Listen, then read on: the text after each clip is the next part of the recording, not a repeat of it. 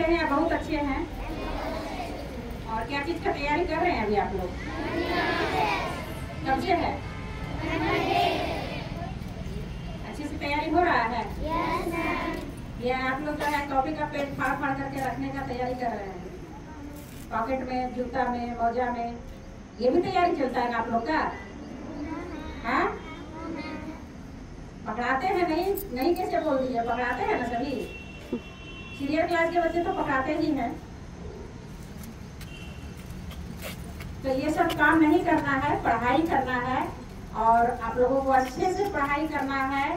और पहले जो है क्वेश्चन पेपर को ध्यान से पढ़ना है, इसके बाद ही आप जो है उत्तर पुस्तिका में उत्तर लिखिएगा। साफ साफ अक्षरों में होना चाहिए, शुद्ध होना चाहिए, ताकि जो कॉपी चेक करे उसको पढ़ने में सुविधा हो और आपको जो है अच्छे तरीके से आपका कॉपी चेक हो। और जो है चोरी करने का विचार तो मन से हटा ही दीजिएगा। तो अभी जो है हिंदी महीने के अनुसार कौन सा महीना चल रहा है? सावन महीना चल रहा है। सावन के पहले कौन सा महीना था? कौन सा महीना था सावन के पहले?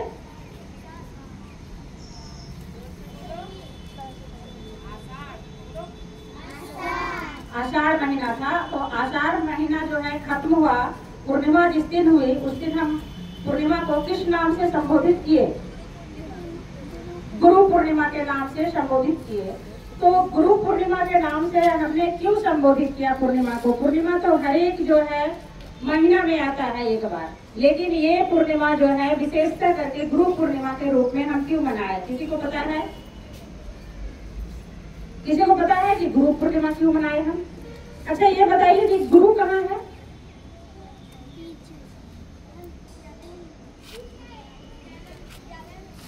गुरु है आपके विद्यालय में? कहाँ है? विद्यालय में है। आप किनके पास आते हैं? गुरु के पास आते हैं, है ना?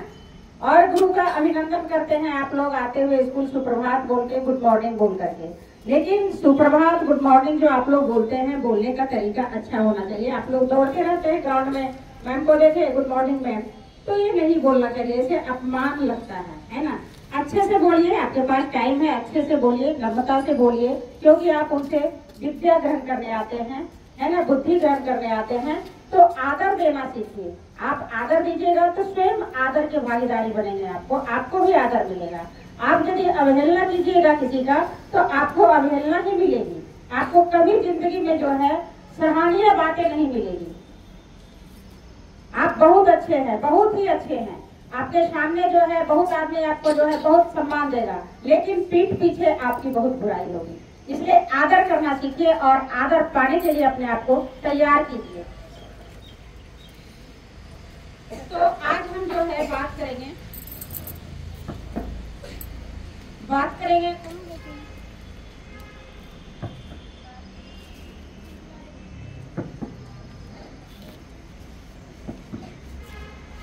किसी को दिक्कत है तो, और सभी बैठ जाइए तो और भी अच्छी बात है, अच्छा लगेगा देखने में। वैसे ग्राउंड अच्छा नहीं लगता है, कोई खड़े हैं कोई बैठे हैं। तो आज जो है हम बात करेंगे गुरु पूर्णिमा के बारे में ही, क्योंकि बारिश की वजह से जो है ये चीजें नहीं हो पाई थी। तो आज हम जो है गुरु पूर्णिमा के बारे में ही बात करेंगे। ध्यान दीजिए इधर। अच्छा बैठना है तो बैठ जाइए ना अपने स्थान पर। बातें क्यों करते हैं, आगे पीछे क्यों मुड़ के देखते हैं? मतलब वो बैठेगा तभी हम बैठेंगे, अन्यथा नहीं बैठेंगे, यही बात है ना? बातें क्यों करते हैं?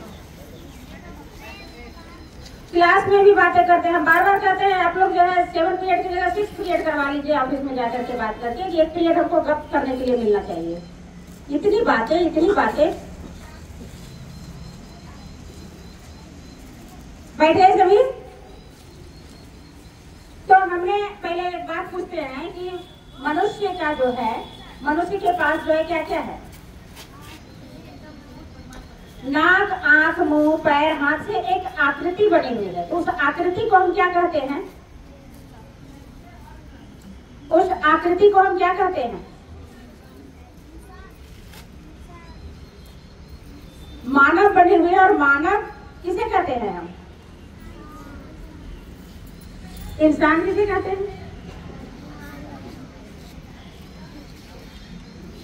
तो आप लोग क्या है? एक मानव है ना, एक व्यक्ति है, एक इंसान है, और अच्छे व्यक्ति बनने की कोशिश कीजिए। ठीक है, अच्छे व्यक्ति बनने की कोशिश कीजिए। तो गुरुम बिना भाति ना चैव शिष्यम, गुरुम बिना भाति ना चैव शिष्यम, सभेन विद्या नगरी जनेन, सभेन विद्या नगरी जनेन। संस्कृत के विद्यार्थी क्या इसका अर्थ समझे आप लोग? खास करके 6 to 8 समझे क्या अर्थ इसका? नहीं समझे। शिष्य और गुरु के संबंध को दुग्ध और धेनु, कुसुम और बल्ली, सील और भारिया, कमल और तोय के समान दर्शाता है। शिष्य और गुरु का संबंध जो है दुग्ध और धेनु, क्योंकि धेनु किसको कहते हैं? गाय को। दुग्ध, दूध को कहते हैं। तो जिस तरह से गाय का संबंध दूध से है, दूध का संबंध गाय से है, कुसुम का संबंध बल्ली से है, फूल, कुसुम को जो है क्या कहते हैं हम लोग? फूल कहते हैं। और इस तरीके से जो है शिष्य और गुरु का संबंध भी होता है। गुरु पूर्णिमा हम लोग क्यों मनाते हैं? पता है किसका जन्मदिन था उस दिन? किसी को पता है? गुरु पूर्णिमा के दिन किसका जन्मदिन था?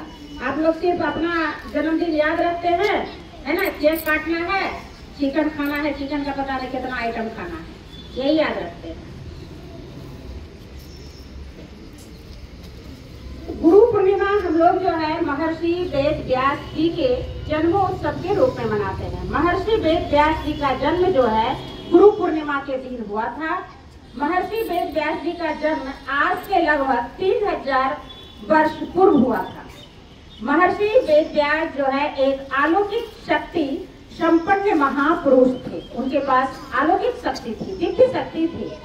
इनके पिता का नाम महर्षि पराशर और माता का सत्यवती था। इनका जन्म एक द्वीप के अंदर हुआ था और इनका वर्ण श्याम था। वर्ण किसको कहते हैं? रंग को कहते हैं। और श्याम श्यामले को कहते हैं, काला को कहते हैं। जैसे कृष्ण हमारे क्या है? श्याम वर्ण के हैं, इसलिए इन्हें द्वैपायन वेद व्यास भी कहते हैं।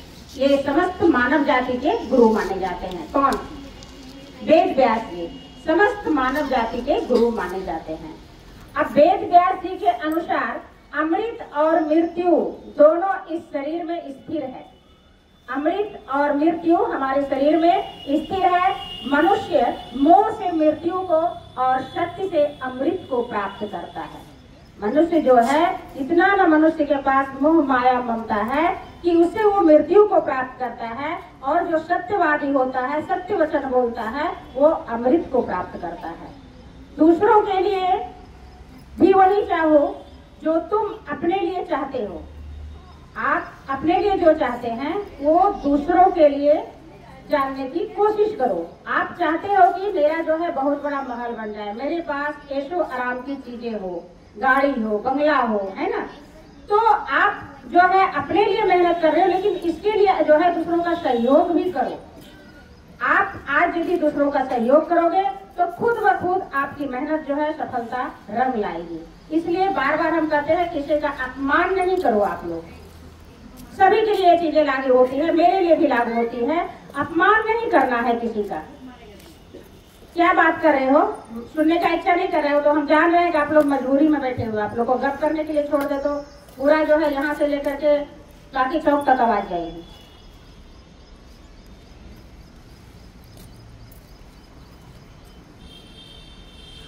जहाँ कृष्ण है वहाँ धर्म है, और जहाँ धर्म है वहाँ जय है ना? जहाँ कृष्ण है वहाँ धर्म है, और जहाँ धर्म है वहाँ जय है। जय जयकार हम लोग करते हैं ना, धर्म के जब धर्म करते हैं हम लोग, कोई पूजा पाठ करते हैं तो जयकार करते हैं ना हम लोग, तो वहीं पर धर्म है।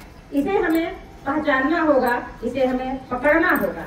जिस मनुष्य की बुद्धि दुर्भावना से युक्त है तथा जिसने अपने इंद्रियों को बस में नहीं रखा है, वह धर्म और अर्थ की बातों को सुनने की इच्छा होने पर भी उन्हें पूर्ण रूप से नहीं समझ सकता है। जिसने अपने इंद्रियों को, जो चंचलता आप लोग के पास रहती है क्या खेल रही है बाबू, क्या खेल रही है तू? एक पैर पर खड़ा कर ले। तो अपनी इंद्रियों को जो व्यक्ति बस में नहीं करता है वो कभी कामयाब नहीं होता है। इच्छाएं तो अनंत होती है, हमारी अभिलाषा बहुत है, हमें ये होना चाहिए, हमारे पास ये होना चाहिए, हमें यहाँ जाना चाहिए, लेकिन उसको अपने बस में करना चाहिए। मेरे पास जितनी आमदनी है, जितने मेरे पास जो है खर्च करने की ताकत है, हम उतने में जितना बड़ा चादर रहता है उतना बड़ा ही पैर फैलाना चाहिए। इतना लंबा नहीं पैर फैलाना चाहिए कि ठंड में जो है चादर पैर से जो है पैर बाहर निकल जाए चादर से और ठंड लगे, इससे हानि होती है। इसलिए मन को अस्थिर रखना, मन को काबू में रखना, ये हर मानव में होना चाहिए। इससे आदमी सुखी रहता है। दूसरों का देखा देखी खाने पीने पहनने में नहीं करनी चाहिए। वो आज ने ये खाया, वो आज ने वो खाया, वो आज ने ये पहन के आया, हम भी कल जा करके घर में बोलेंगे, एकदम नहीं। आप पढ़ाई का बराबरी कीजिए ना, वो अच्छा अंक लाए हैं तो आज इस बार हम भी लाएंगे, इसमें बराबरी कीजिए, आप आगे बढ़िएगा।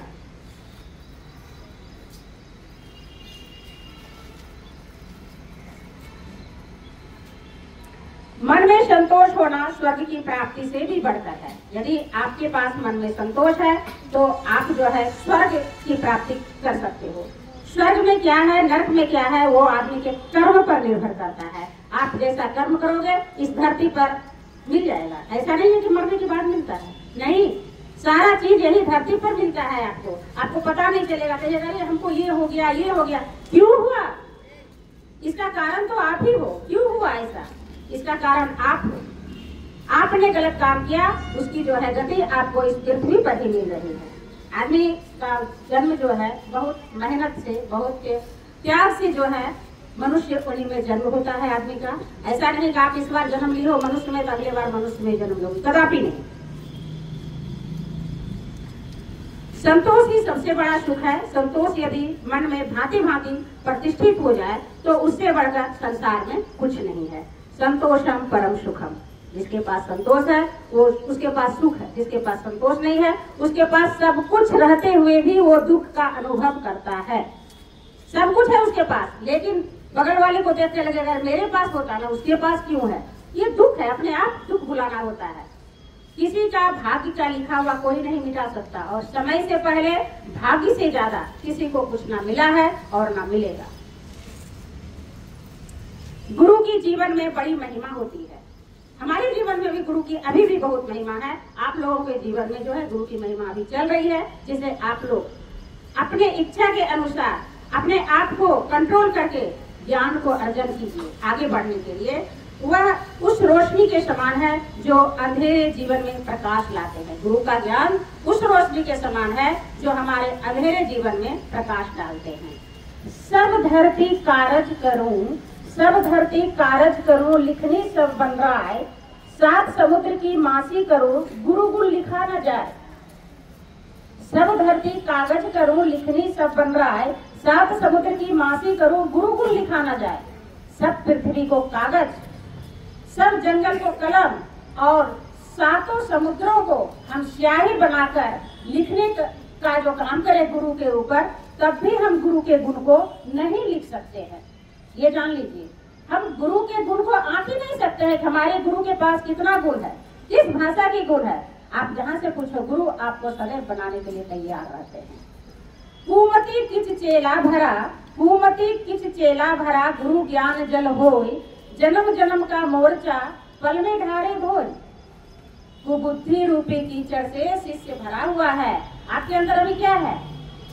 आपके अंदर बुद्धि नहीं है, अभी बुद्धि भरा हुआ है, जिसे कि आप अपने से निकालने के लिए हमारे समक्ष आते हैं, हमारे विद्यालय में आते हैं। उसे धोने के लिए गुरु का ज्ञान जल के समान काम करता है।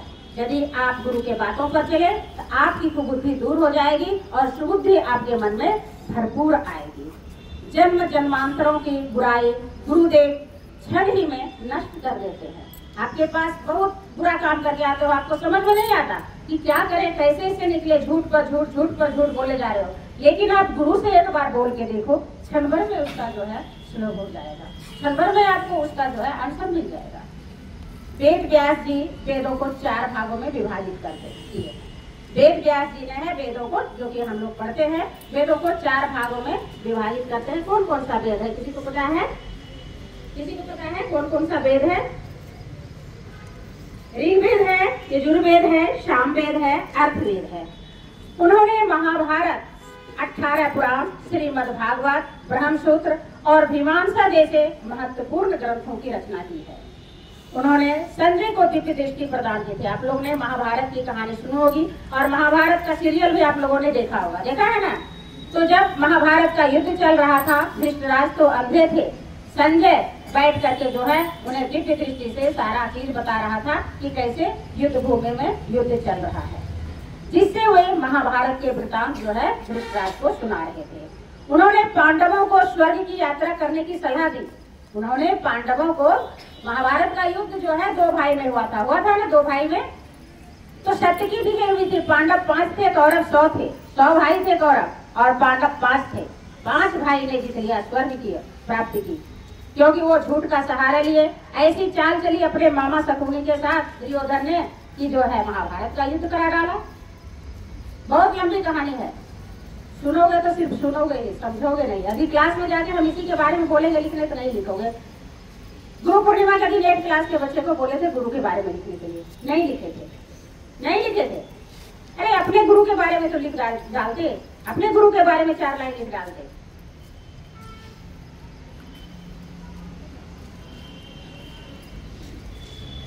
वेद व्यास जी विष्णु भगवान का 18वां अवतार माने जाते हैं।